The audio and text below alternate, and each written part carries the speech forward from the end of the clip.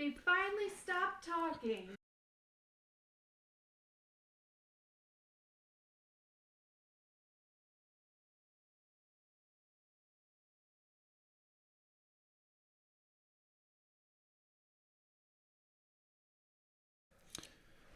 Inglorious phonic sound.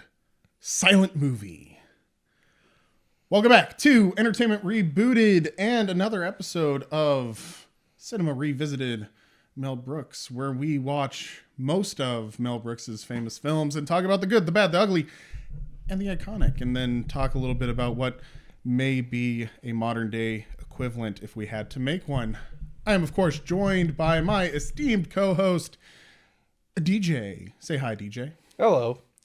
All right, DJ, let's get into the plot. Good, bad, ugly, iconic.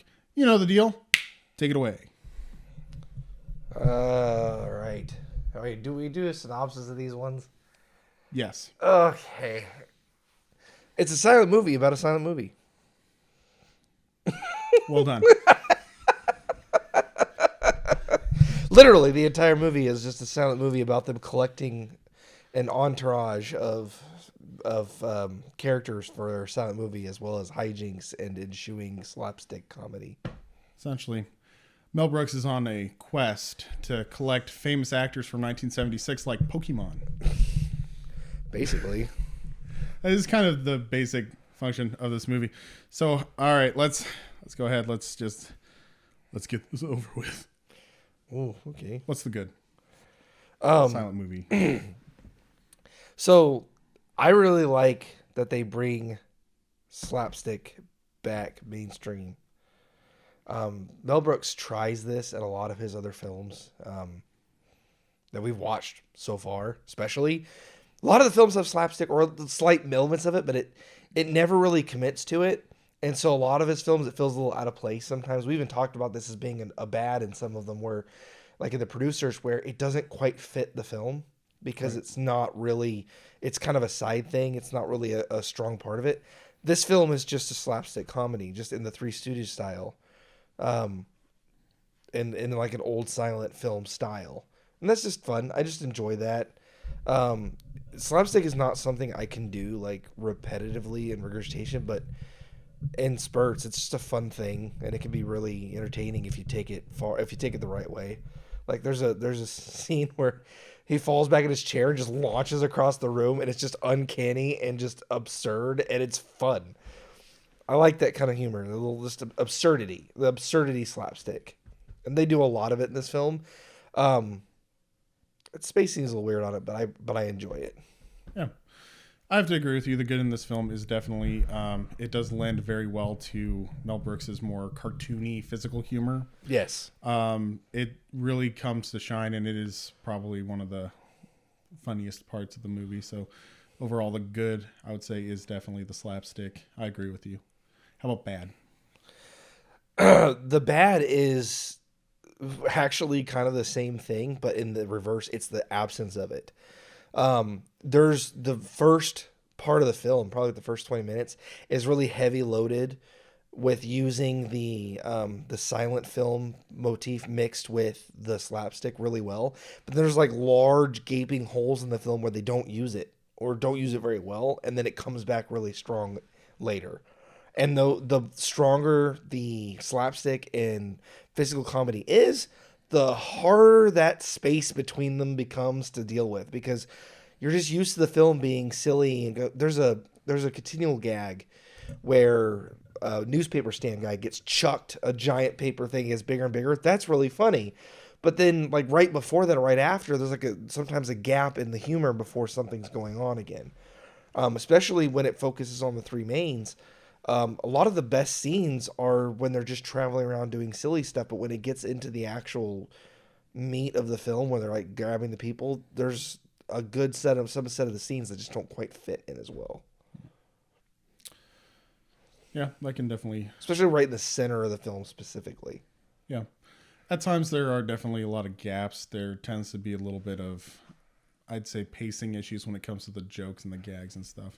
I agree with you that can be bad. Strong on, strong off. Mm-hmm. Personally, I think one of the bad things is that they kind of do this thing in the beginning of the movie where it is very clear what one of the characters says, and they changed the dialogue card.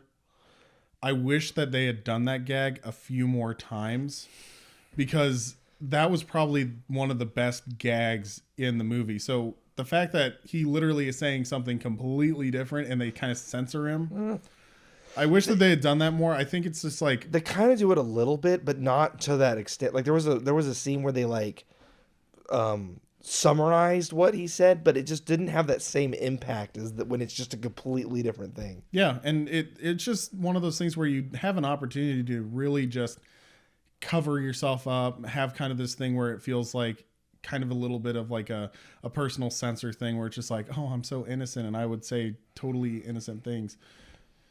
It's just one of those things where it's like when you have a really good gag like that in a comedy where, you know, comedy goes in threes and you have recurring gags, you have recurring things that you're constantly trying to bring out, not just visual cues, but even like things that are like written and stuff. There actually are a few of those, not just that one, but there's a few other gags that like happen one time and you're actually expect, like you have the pervert guy where he's like, that scene gets done a few different times. Yeah. There's a few of them that they repeat, but there's several that you kind of look to come back and they don't, and it actually hurts the film a little bit because you're expecting that rhyming to occur. Yeah. One that I would have liked to see is where he like sits there like spewing off an entire paragraph and it says one word. Well, exactly. That's a funny one. Like I've seen that done in other films, like that came later, and that was something they didn't really do here, where you have someone like sits there like screaming their head off and shaking and saying like tons of words, and then the dialogue box just says no or like okay. Yeah, or somebody's just like adamantly just like no, I definitely don't want to do that, and then the tagline would just be like, he agreed because he was a good friend. Well, they did the one. They did the one where he's like sitting there berating the other guys. He's like, and it says maybe. Like that, like no. they did it like right at the beginning, and then it's like they do them, they never do it again. Yeah. So that's just one of those things. I think that they take advantage of a lot of these comedic opportunities, but some of the ones that I think that would hit the best and resonate the most with the audience, they don't do all that much. I would say that that's kind of bad because it's just missed comedic opportunity. And all of them have in the beginning. Yeah. All the good ones. Yeah. All right, how about the ugly? What is the thing that you would warn somebody about when it comes to watching silent movie? That's a good question. You'd think I'd say it's because it's a silent film, but that's actually not really a problem with this movie. Like, it handles that pretty well. I would actually say that it gets a little boring at parts.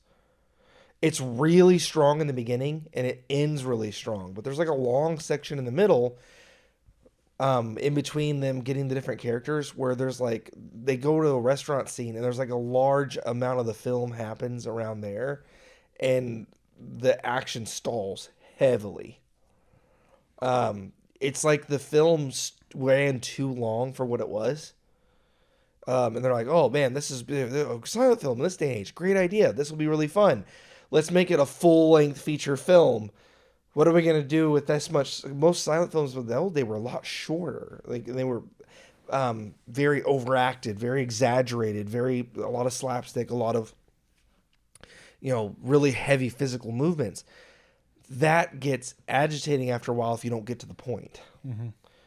And that's the ugly of the film. Like it just takes too long to get to the point and you feel it at parts. It's actually one of my favorites of Mel Brooks. I just like the idea of it. It's fun. It's different. But it feels like it could have been a little shorter. There's a lot of filler in the film. Like they're driving, and some of the fun gags are in the filler, but there's a lot of filler. Yeah. I mean, I agree with you. I think something that you could warn somebody about is that this film just feels very long for what it is. It could be a lot quicker. They kind of do take some scenes and they're a little bit too long where they stop really being funny. Because they've been around for too long, so you're starting to get to where you're like, okay, I get it. They're in suits of armor, and it's hard to sit down. That scene is funny, but it goes on too long. That's what I'm saying. It's too long, and you start getting to the point where you're like, okay, I'd like to move on now. I would say that that's something that you should definitely warn people about, is that this film does feel very long. Another thing is that I would have to say that warning people before going in, this is not Mel Brooks' best film. I didn't care for it very much. It has decent humor bits, but one of the things that I think Mel Brooks does very well is his comedic timing and the way that he talks, the way that he has the characters talk, the way that they deliver their lines. That's one of the things that makes a Mel Brooks film fun. Like, it's hard to do Mel Brooks's comedy with complete silence and just dialogue cards. He does it well. It's still a well done movie, but it is one of those things that Mel Brooks's jokes, I think, land better when you have a zany character that's actually delivering the line. So I get that. It goes in a little bit, I think, with the longness. It feels even longer because you're like, oh, can we get something going? Well, honestly, up to this point, the good, bad, and the ugly all tie in together really well. What's good, bad, and ugly all together about this film is the fact that it's a silent film that doesn't utilize what makes a silent film work as well as it could have. Yeah. And the parts it does well is really fun, but the parts it does poorly stand out strong. Yeah. That's like the summary of the whole thing. It's like, oof. It does what it does well, very, very well. But the things that it does not do well just exacerbate it. So you start being like, okay, Hills and valleys. This is very, very long. It's starting to feel very dragging. All right, iconic. What's iconic about this film? Why should people watch it? Honestly, I would say because if you want to appreciate Mel Brooks to the fullest, I think this film is worth a watch. It is iconic for it's a silent movie done in the 70s. I mean, it's like the latest silent film before that was like, it'd been like 40 years since they went and made a silent film. Like basically as soon as sound became a thing in films, silent movies were just dropped. Well, it's about 50 years after the Jazz Singer first talkie. Yeah, movie. And in fact, iconic films like the Singing in the Rain actually make fun of that whole thing because there was a lot of actors who made their gigs in silent films who lost when it came to talkies. Their voices or just the way they sounded, just people had their images in their head how people would sound, and when they didn't sound the same, it threw them off. Mm-hmm. So basically, like the whole series of actors was replaced.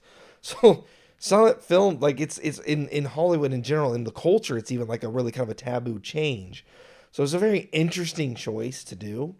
But I mean, he had kind of tackled, he did a Frankenstein film, he did Blazing Saddles. He kind of wanted to do different things. So I feel like it's worth a watch just to get it. It's funny. It's enjoyable. I think it would be something you want to watch with like your friends when you just have nothing else to do and you just want to watch a Mel Brooks film. You're right. I agree with you. It's not his best work, but it could have been. This is a film I think that could have a lot of the filler cut out. If you cut out all the little side scenes, even the ones that are enjoyable and funny, if you cut out a lot of those and focused on just the collecting of the people, it would run a lot smoother. Yeah. And I think that would have made this even a greater film. Yeah. I do agree with you. I think that just due to the uniqueness of the property, it kind of is a bit iconic because it stands out. It's a bold choice, and the film itself kind of points out how bold of a choice it is. It makes fun of itself for it. Well, yeah, because it's just like the entire movie is literally like at the end, it's like based on a true story. It's like it's kind of true because yes, Mel Brooks would have had to run around and collect famous people in order to kind of make the movie worth watching because everyone's like, oh my gosh, it's got Burt Reynolds in it, it's got Liza Minnelli, it's got Paul Newman, it's James Caan, and like all of these like A-list actors are showing up in this really weird little project. So it's one of those things where it's like the uniqueness of it is iconic. I think if you're a fan of Mel Brooks, you should, watch the movies that he made. And the thing is that it does fall in line with a classic Mel Brooks movie where he's taking something that Hollywood either has kind of neglected or they've done to death, and he does it in his own unique spin. A modern silent movie is definitely bold. It is a bold choice. And that's kind of iconic just due to the fact that is a classic Mel Brooks thing. He did Bold. That's what he did. Yes. Well, maybe does. He is still alive. He can make another movie. You never know. I mean, he did do he was executive produced the remake of Blazing Saddles with in the animation film. Well, yeah. The dog one, I can't remember what, but yeah. Paws of Fury. Paws of Fury, that's the one. So I mean, like, and he played Dracula's dad, and he still does work. He still does voice work. I meant like a full blown Mel Brooks movie. Well, that's what I mean. It's like he mostly ran Paws of Fury, like that was his baby, and then he had some input on what is it, Hotel Transylvania. He had some input on those too. So he's just not as directly in control as he used to be, but he's still there. Like, he still does stuff. Right. Anyway, that's the good, the bad, the ugly, and the iconic. As far as like a modern take, what would a modern equivalent to silent movie be, do you think, if you had to make a film like this? This is the same problem that we ran into with like Blazing Saddles, right? Like, when you think of, like, if you're remake a film, do you remake the same film or do you take a similar principle, right? So Blazing Saddles, we can talk about Tropic Thunder, right? Being a similar type of thing where you're making fun of a topic in general in a film that's made fun of a film or a franchise. Silent movie, I feel like you could do something similar, but at the same time, I don't know. I feel like maybe even a silent film, like doing a silent film, just doing it fun. Like, I mean, slapstick is still done even today in film. It's usually done more mildly, or it's done as a kind of like a point. There's several films where like a character might slip on ice or flip a table tray, and that's a little bit slapstick, but that's like the only time they do it in a whole film. You don't really get films where it's full of that anymore. They have done it. They did like the Three Stooges kind of remake. They did. It's a hard one to like. You're talking. This is a silent film with a lot of slapstick, a lot of meta humor, a lot of meta humor. That's like a good part of the film, is like making fun of itself and being self-aware. I can't even think of one that's even been done. I know that there have been films that have done stuff like this. Me personally, I can't think of a route to take. I'll give it back to you. Let's see what you do with it. See if I can come up with anything. Honestly, it's tough. Like, I mean, for this one at least, I would have probably cut it shorter. Yeah. The scenes, like with the scene where they're racing Paul Newman in the chairs, that's hilarious. Yeah, I mean, that one didn't go on too long. That one does a good long of like keeping itself pacing. Like, I would focus on that kind of stuff and just do more of that in the film. Yeah. And have it go actor to actor to actor to actor real quick. Take out some of the middle sections and just let it flow a little more slapsticky and end it a little sooner. Get to the point faster. Not let it drag on too long. Yeah. That's probably as much as I can think of to do with this.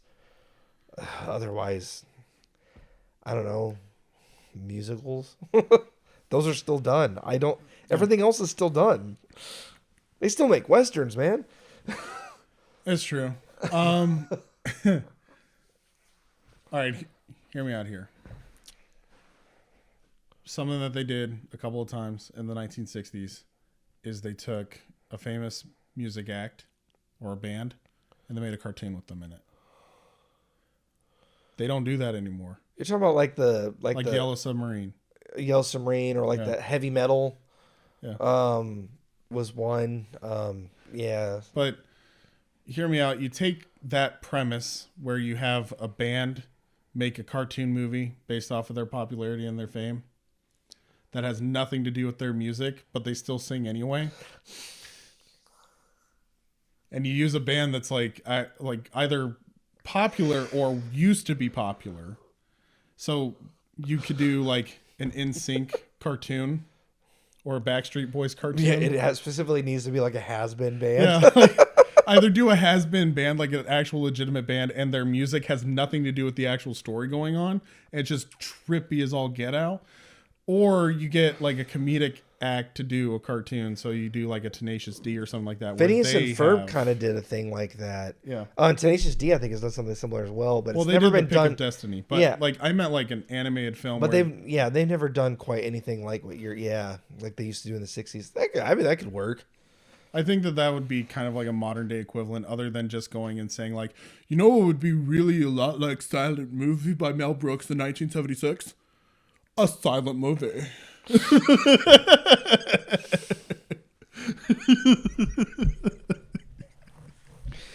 Just being different.